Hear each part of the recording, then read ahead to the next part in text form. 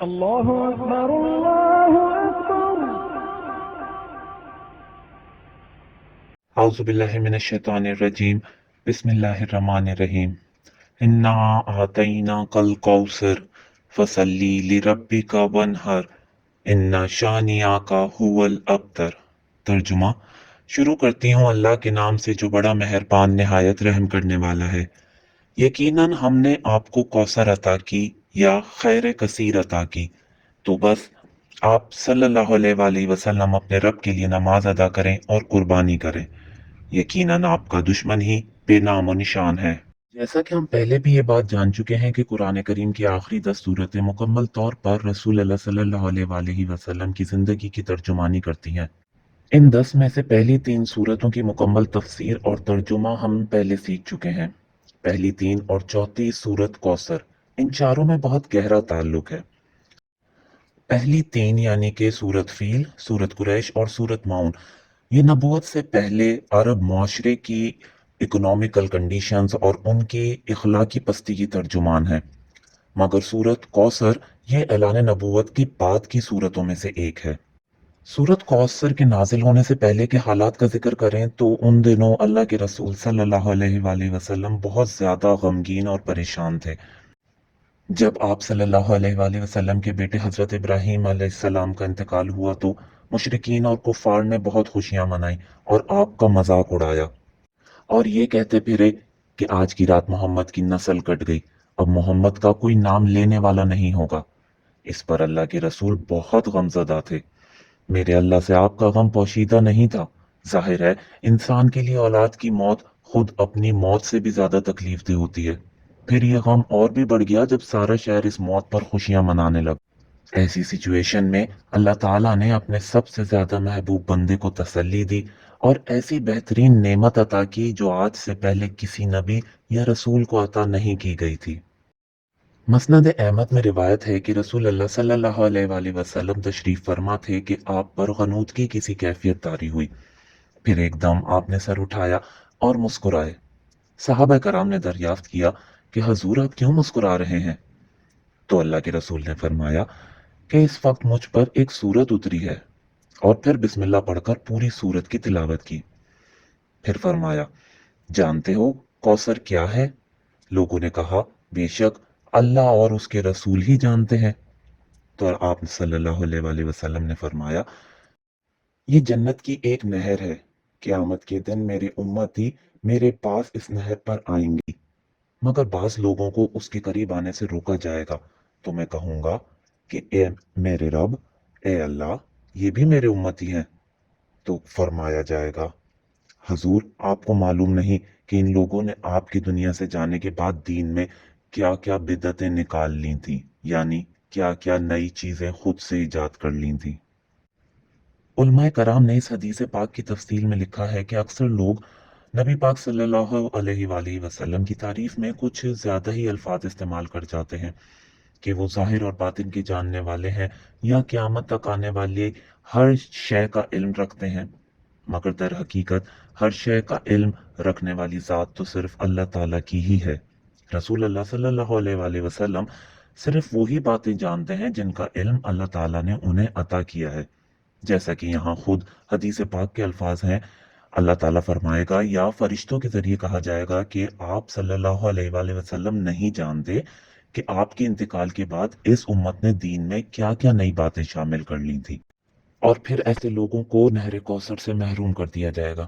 مسند احمد کی ایک اور روایت کے مطابق حدیث میں بیان ہوا ہے کہ رسول اللہ صلی اللہ علیہ وآلہ وسلم نے اس آیت کی تلاوت کر کے فرمایا کہ مجھے کوثر عنایت کی گئی ہے جو ایک جاری نہر ہے لیکن گڑھا نہیں ہے، اس کے دونوں جانب موتیوں کے خیمے ہیں، اس کی مٹی خالص مشک کی ہے اور اس کے کنکر بھی سچے موتی کے ہیں۔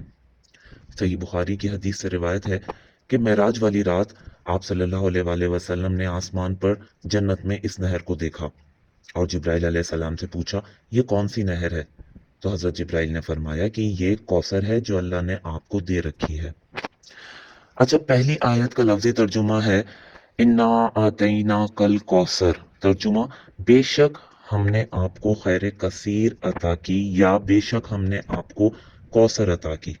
علماء کرام کے مطابق لفظ الکوثر کثرت کے معنی میں آتا ہے، یعنی کسی چیز کا اتنا کثیر ہونا کہ اس کا اندازہ نہ لگایا جا سکے۔ چنانچہ کوثر کا ترجمہ ہے خیر کثیر، یعنی بے پناہ خیر یا بھلائی۔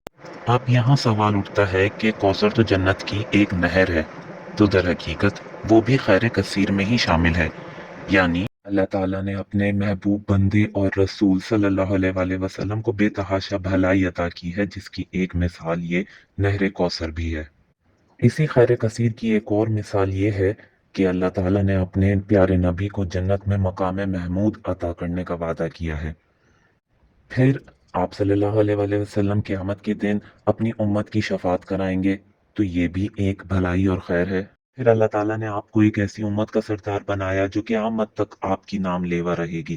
اس کے علاوہ ایسا دین عطا کیا جو قیامت تک باقی رہے گا۔ اور پھر سب سے بڑی خیر اور بھلائی ہے قرآن پاک، مسلسل خیر اور بھلائی بانٹنے والی کتاب جو قیامت تک اس دنیا کے لوگوں کے درمیان رہے گی، اور اس کی حفاظت کا ذمہ خود اللہ تعالیٰ نے لے لیا ہے۔ پھر صحابہ کرام جیسے مخلص اور جانثار ساتھی آپ کو عطا کیے گئے۔ آپ صلی اللہ علیہ وآلہ وسلم کو مشکل سے مشکل غزوات میں فرشتوں کی مدد عطا کر کے فتح نصیب کی گئی۔ اور پھر معراج کا سفر، رسول اللہ صلی اللہ علیہ وآلہ وسلم کی پوری زندگی، آپ کی سیرت، یہ سب خیر کثیر ہی ہیں، یہ سب بھلائی ہیں جو اللہ تعالیٰ نے آپ کو عطا کی، اور اس کے ساتھ ساتھ نہر کوثر بھی۔ تو یہاں علماء کرام کے مطابق کوثر کا مطلب ہے نہ ختم ہونے والی بھلائی۔ دوسری آیت ہے فصلی لربک ونہر، جس کا ترجمہ ہے کہ بس آپ صلی اللہ علیہ وآلہ وسلم اپنے رب کے لیے نماز پڑھا کیجئے اور قربانی کیا کیجئے۔ نہر کے لفظی معنی ہے اونٹ ذبح کرنا۔ اس آیت میں جن دو کاموں کا حکم ہوا ہے، عید الاضحیٰ کے دن مسلمان ان پر عمل کرتے ہیں، یعنی پہلے نماز عید ادا کرتے ہیں اور پھر قربانی کرتے ہیں۔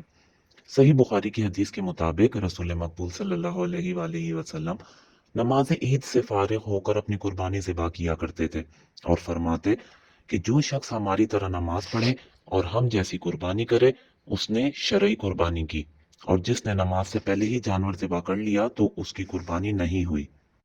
حضرت امام ابو جعفر بن جریر رضی اللہ تعالیٰ عنہ کے مطابق اس آیت میں جس نماز کا ذکر ہوا ہے وہ صرف نماز عید ہی نہیں، بلکہ اس کے معنی انسان کی وہ تمام نمازیں ہیں جو کہ صرف اور صرف اللہ تعالیٰ کے لیے ہی ادا کی جائیں، کسی دیوی اور دیوتا کے لیے نہیں۔ اسی طرح جانور کا خون بھی صرف اور صرف اللہ کا نام لے کر ہی بہایا جائے، کسی بھی دیوی یا بتوں کے نام پر جانور ذبح نہ کیا جائے۔ کیونکہ جس وقت یہ صورت نازل ہوئی مکے کے لوگ مشرک تھے، اللہ تعالیٰ کے ساتھ اپنے ہاتھوں سے بنائے ہوئے بتوں اور دیوی دیوتاؤں کو شریک ٹھہرایا کرتے۔ سب سے بڑے دیوتا لات اور عزا تھے، ان کے نام پر ہی جانور ذبح کیا کرتے، اور سجدہ بھی انہی دیوتاؤں کو کرتے تھے۔ دراصل ان کا خیال تھا کہ اللہ موجود تو ہے، مگر وہ اتنا عظیم اور عالیشان ہے کہ وہ ہم جیسے عام لوگوں کی دعائیں ڈائریکٹ کیسے سنے گا۔ جیسے بادشاہ یا پرائم منسٹر ہوتے ہیں کہ وہ صرف مخصوص لوگوں سے ملتے ہیں، عام لوگوں کا ڈائریکٹ ایکسس ان تک نہیں ہوتا۔ اگر ملنا ہو تو سفارش کرانی پڑتی ہے، وزیر یا منسٹر ہی ان تک پہنچتے ہیں، کہ یا کسی سیکریٹری وغیرہ کے ذریعے ہی ان سے بات ہو سکتی ہے۔ تو بالکل اسی طرح مکے کے کافروں نے اللہ تعالیٰ تک اپنی دعائیں، عبادتیں پہنچانے کے لیے یہ لات، بنات اور عزا جیسے دیوی دیوتا بنا رکھے تھے۔ کافروں کا یہ پکا عقیدہ تھا کہ یہی دیوتا اللہ تک ہماری دعائیں پہنچاتے ہیں۔ لیکن یہاں حکم ہو رہا ہے کہ نماز صرف اور صرف اللہ تعالیٰ کے لیے پڑھی جائے، کیونکہ اسے کسی مڈل مین کی ضرورت نہیں، وہ ہر انسان کو ڈائریکٹ دیکھتا بھی ہے اور سنتا بھی ہے۔ اس سورت کی آخری آیت ہے اِنَّا شَانِئَکَ هُوَ الْأَبْتَرُ، ترجمہ ہے یقیناً آپ صلی اللہ علیہ وآلہ وسلم کا دشمن ہی جڑ کٹا ہوگا، یا یقیناً آپ صلی اللہ علیہ وآلہ وسلم کا دشمن ہی بے نام و نشان ہوگا۔ لفظ شانی اس کا مطلب ہے بغض اور عداوت رکھنے والا دشمن۔ اگلا لفظ ابتر، اس کا مطلب ہے کسی چیز کو کاٹ دینا یا منقطع کر دینا۔ عرب کے لوگ دم کٹے جانور کو ابتر کہتے ہیں۔ عرب سوسائٹی میں ابتر کا لفظ ایسے آدمی کے لیے استعمال ہوتا ہے جس کی کوئی نرینہ اولاد نہ ہو، یعنی کہ بیٹا نہ ہو، اور جس کی نسل آگے چلنے کا کوئی امکان نہ ہو۔ یہ لفظ مشرکین مکہ نے معاذ اللہ اللہ کے رسول صلی اللہ علیہ وآلہ وسلم کے لیے استعمال کیا تھا، جس کا جواب اللہ تعالیٰ نے اس آخری آیت میں دیا ہے۔ دوستو، حضرت خدیجۃ الکبریٰ رضی اللہ تعالیٰ عنہ سے رسول اللہ صلی اللہ علیہ وآلہ وسلم کی جو اولاد پیدا ہوئی ان کے نام یہ ہیں۔ سب سے پہلے حضرت قاسم، پھر حضرت زینب، پھر حضرت عبداللہ، ان کے بعد ام کلثوم، پھر حضرت فاطمہ، پھر حضرت رقیہ رضی اللہ تعالیٰ علیہم اجمعین۔ پہلے حضرت قاسم کا انتقال ہوا، پھر حضرت عبداللہ کا، جن کا لقب طیب اور طاہر ہے، وہ بھی دنیا سے چل بسے۔ اس پر مشرکین مکہ نے بڑی خوشیاں منائی کہ محمد کے دونوں بیٹے فوت ہو گئے ہیں اور باقی اولاد میں تو ان کی صرف بیٹیاں ہی بیٹیاں ہیں، لہٰذا آپ جو کچھ بھی ہیں بس اپنی زندگی تک ہی ہیں، آپ کے بعد نہ تو آپ کی نسل چلے گی اور نہ ہی آپ کا کوئی نام لیوا ہوگا۔ اسی پس منظر میں یہاں ان لوگوں کو سنانے کے لیے فرمایا جا رہا ہے کہ اے نبی صلی اللہ علیہ وآلہ وسلم، آپ کا نام اور ذکر تو ہم بلند کریں گے، یعنی اللہ تعالیٰ بلند کرے گا، جس کی وجہ سے آپ کے نام لیوا تو اربوں کی تعداد میں ہوں گے، یعنی بے تحاشا ہوں گے اور قیامت تک رہیں گے۔ البتہ آپ کے یہ دشمن واقعی ابتر ہوں گے، جن کا کوئی نام لیوا باقی نہیں رہے گا۔